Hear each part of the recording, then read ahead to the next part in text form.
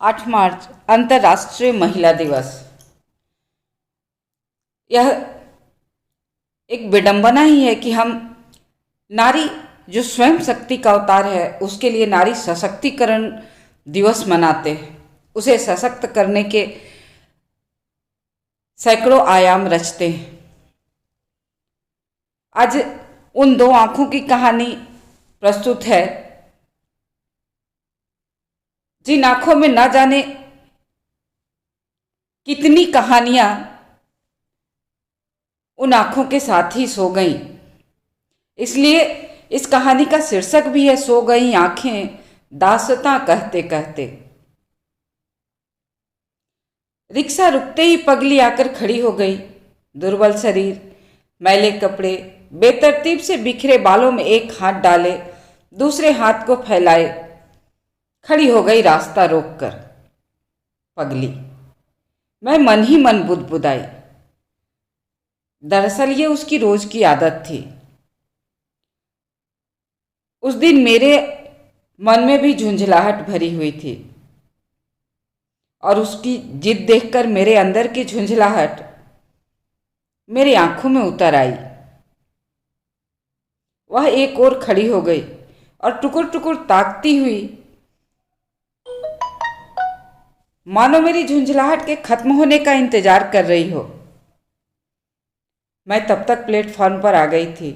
Train आने में देरी थी, इसलिए एक जगह की तलाश कर बैठ गई, आदतन अपनी डायरी के पन्नों के साथ। समय काटने को इनसे अच्छा कोई मित्र नहीं मिल सकता। सहसा प्रतीत हुआ कि सामने कोई खड़ा है। नजरें उठी तो अटक सी गई। वह मेरे सामने खड़ी थी।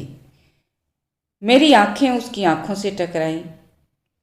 अब तक लेखनी ने मेरी झुंझलाहट को थोड़ा हर लिया था।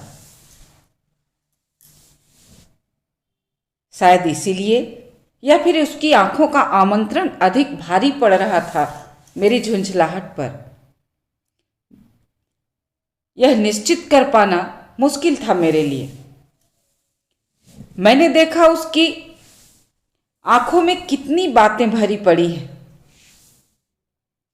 दर्द की ऊंची ऊंची लहरों में बेबसी, लाचारी, तड़प, अकुलाहट, घृणा, आक्रोश के मिले जुले भाव तैर रहे थे।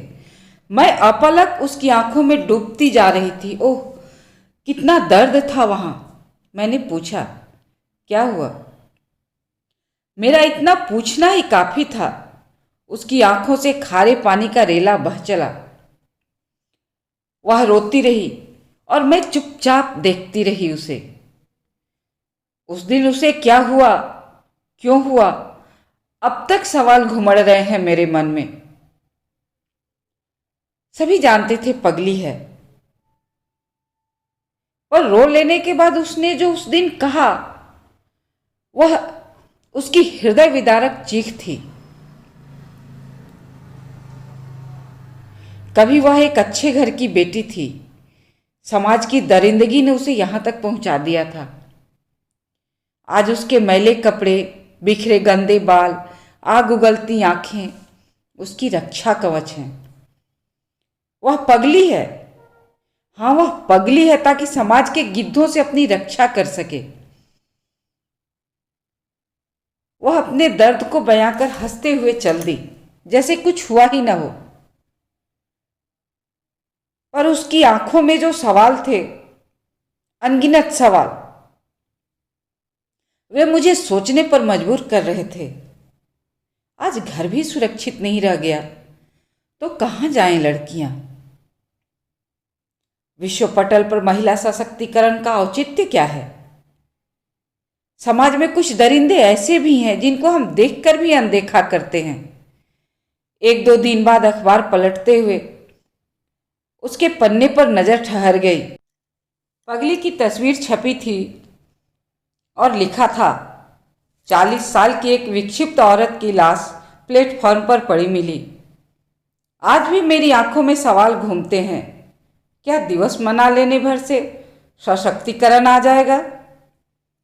क्या समाज को अपने सोच की दशा और दिशा बदलनी नहीं चाहिए? आप भी सोचिए न, कमी कहाँ है? क्या हम सब जिम्मेदार नहीं? क्या समाज की सड़ी गली सारी बातें केवल मानने के लिए ही होती हैं? कब तक पगली मरती रहेगी और कब तक हम आंखें मूंद कर दिवस मनाते रहेंगे?